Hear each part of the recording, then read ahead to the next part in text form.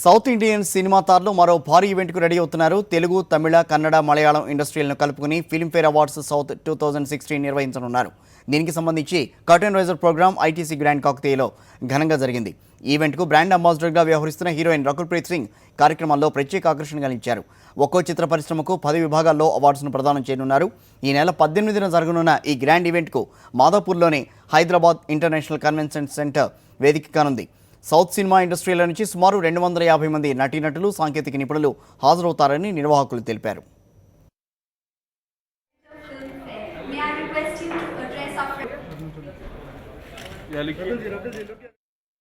Firstly, I'm very happy to be associated with Filmfare.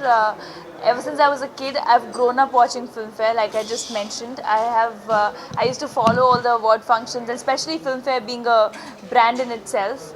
And now that I'm associated with it, and mostly very excited to be performing in it also, I think it's a great feeling.